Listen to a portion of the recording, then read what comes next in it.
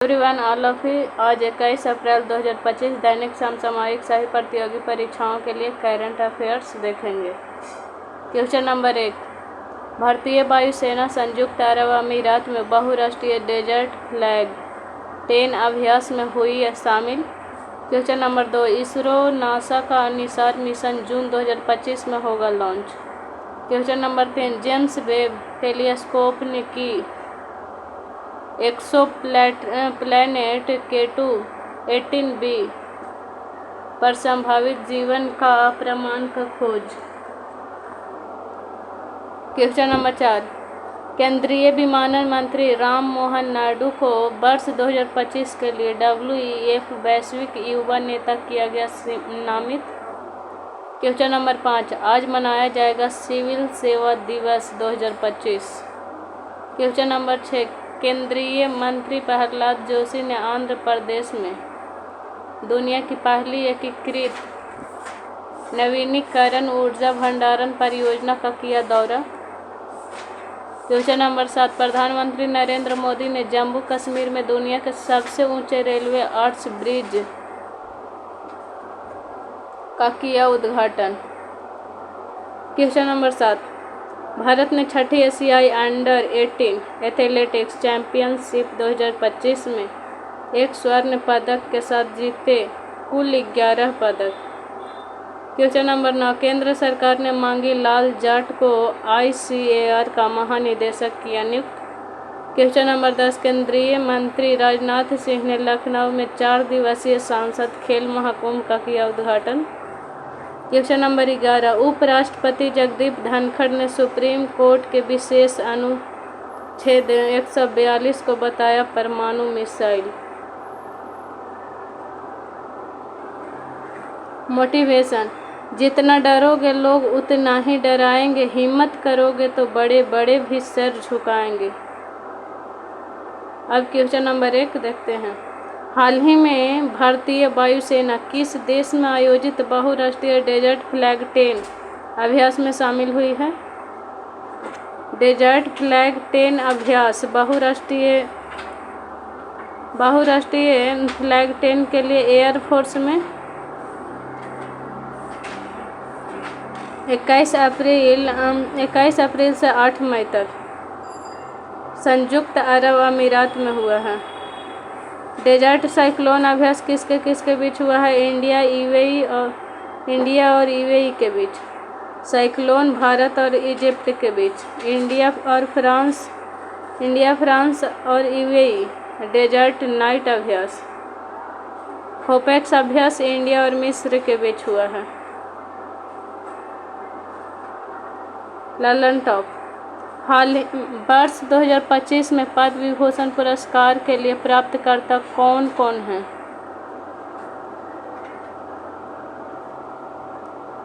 कुमुदनी लाखिया, कथक से हैं कुमुदनी लाखिया।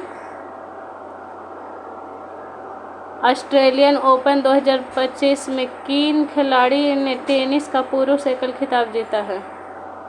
जैनिक सिन्नर। ऑस्ट्रेलिया का खिलाड़ी है जैनिक सिन्नर।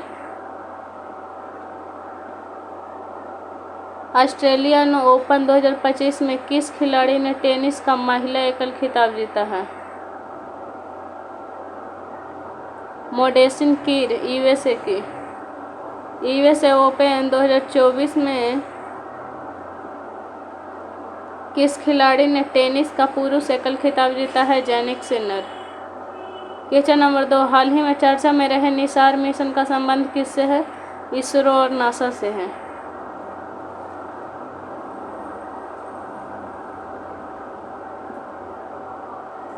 निसार जो मिशन है से इंडिया और USA जून 2025 में डिसाइड किया गया है। इसरो का चेयरमैन V नारायण। इसरो का चेयरमैन कौन होते हैं? V नारायण। पृथ्वी अवलोकन, glacier study.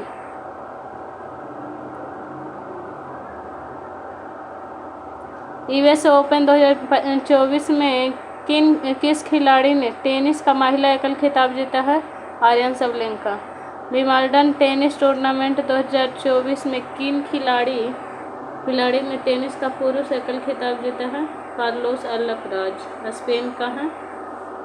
Wimbledon tennis tournament 2024 में किस खिलाड़ी ने महिला एकल खिताब जीता है? Barbora Krejcikova. फायसागर झील अजमेर राजस्थान का नाम बदलकर क्या रखा गया है? फायसागर झील अजमेर राजस्थान में है, उसका नाम बदलकर वरुण सागर रखा गया है। क्वेश्चन नंबर 3, हाल ही में एक्सोप्लैनेट K2-18b पर जीवन का प्रमाण का खोज किसने की है? James Webb telescope. Exoplanet K2-18b पर पृथ्वी से 124 प्रकाश वर्ष दूरी पर है। पृथ्वी से लगभग 2.5 गुना बड़ा आकार। जेम्स वेब टेलीस्कोप संभावित जीवन प्रमाण डाइमिथाइल सल्फाइड के प्रमाण।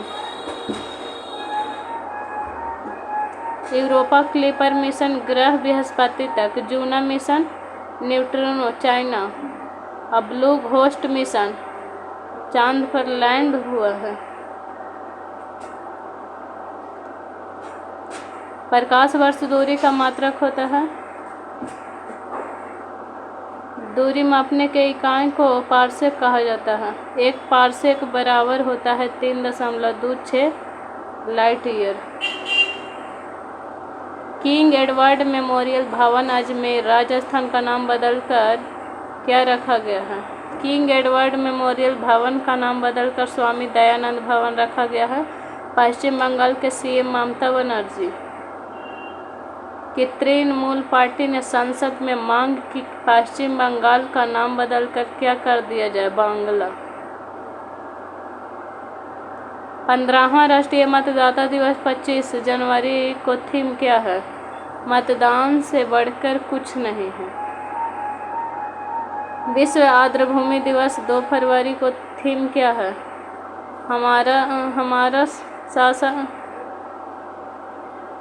हमारा साझा भविष्य अद्भुति की रक्षा।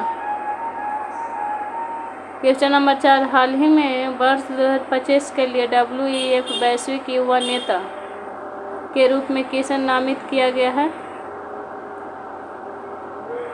राम मोहन नायडू को नियुक्त किया गया है। WEF विश्व आर्थिक मंच 1971 में इसका स्थापना हुआ है। मुख्यालय जेनेवा में है।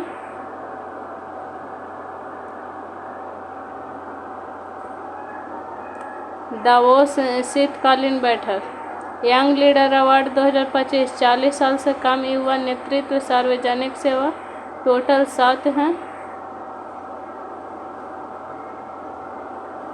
एक है राम मोहन नायडू, श्रीकाकुलम सीट आंध्र प्रदेश, उड्डयन मंत्री, सबसे युवा मंत्री। राम मोहन नायडू को सबसे युवा मंत्री हैं।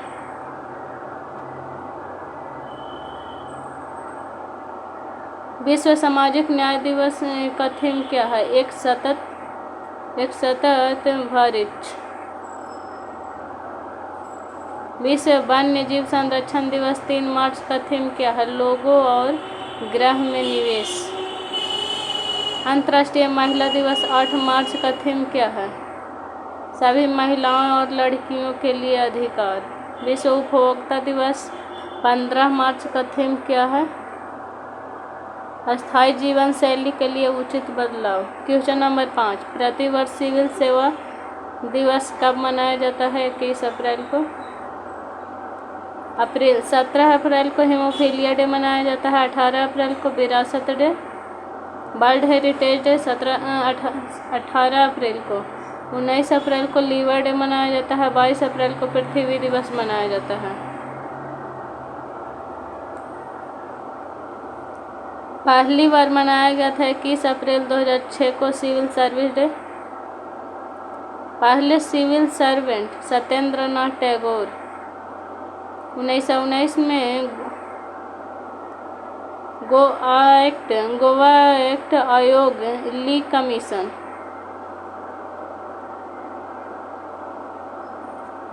यूपीएससी का वर्णन आर्टिकल नंबर कितना में है? 315।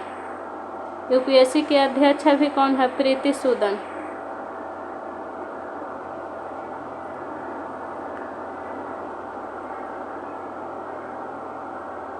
विश्व जल दिवस 22 मार्च का मनाया जाता है। थीम है ग्लेशियर संरक्षण। विश्व क्षय रोग दिवस 24 मार्च का। थीम है yes we can end TB. Bharat में 51वें मुख्य न्यायाधीश कौन है? जे संजीव खन्ना। और 52वां मुख्य न्यायाधीश बने हैं JBR गवई। 14 मई से कार्यभार संभालेंगे। क्वेश्चन नंबर 6, हाल ही में चर्चा में रही दुनिया की पहली एकीकृत नवीकरणीय ऊर्जा भंडारण परियोजना कहाँ स्थित है? आंध्र प्रदेश। आंध्र प्रदेश के CM अभी कौन है?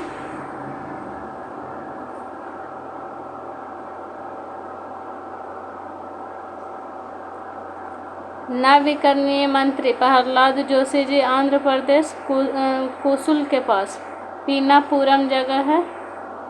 पहली एकीकृत नवीकरणीय ऊर्जा भंडारण परियोजना।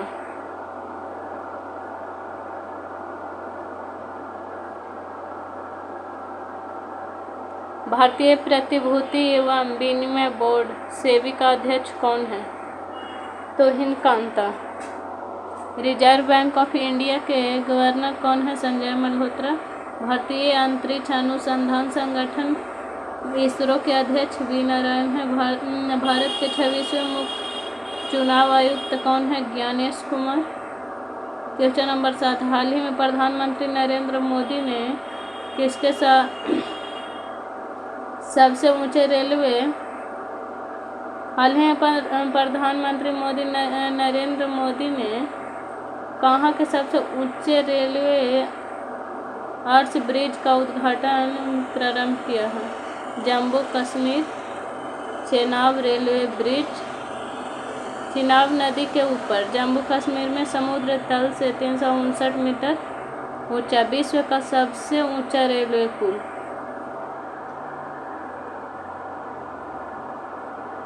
Udhampur Srinagar Baramulla railway link arch shape railway bridge steel bridge है।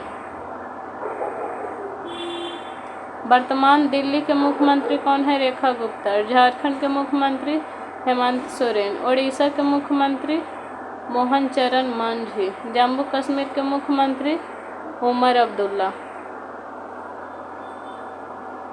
क्वेश्चन नंबर 8, हाल ही में भारत के 6ठी एशियाई अंडर 18 एथलेटिक्स चैंपियनशिप 2025 में कुल कितने पदक जीते हैं? 11 पदक। अंडर चैंपियनशिप 18 6 गो पदक है। फर्स्ट 5 गो अरबिया, फर्स्ट चाइना। भारत का कुल 11 पदक है, जिसमें 1 गोल्ड है, 5 सिल्वर है, 5 ब्रॉन्ज है। हिमांशु भाला फेंक में 1 गोल्ड अर्जित किए हैं।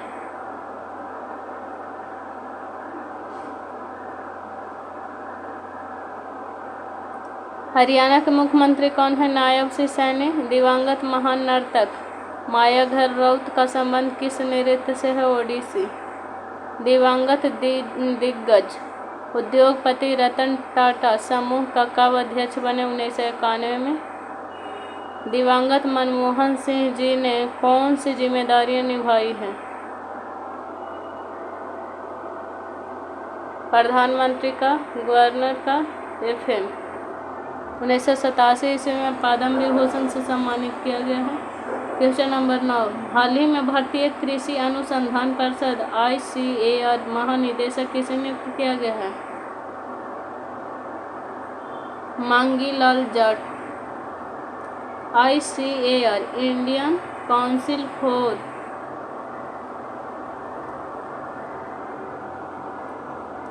फॉर अर्जेनी रिसर्च।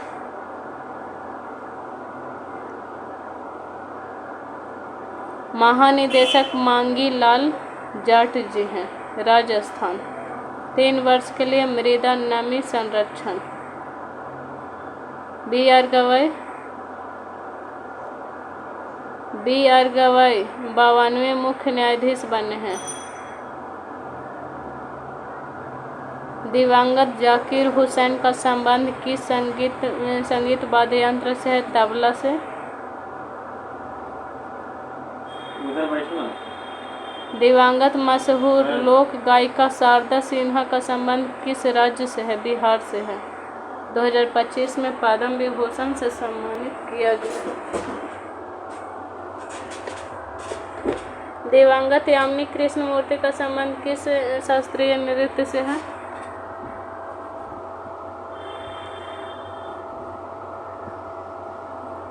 2016 में पद्म विभूषण से सम्मानित किया गया है।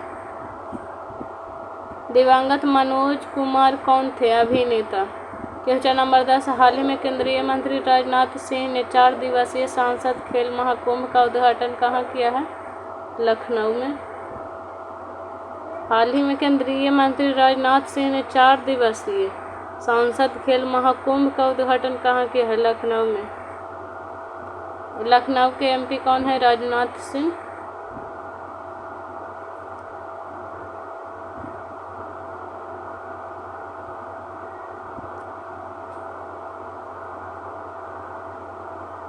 इकतीसवीं राष्ट्रीय बाल विज्ञान कांग्रेस का आयोजन कहाँ हुआ है? भोपाल। प्रथम रायसीना मध्य पूर्व सम्मेलन 2025 कहाँ हुआ है? Abu Dhabi.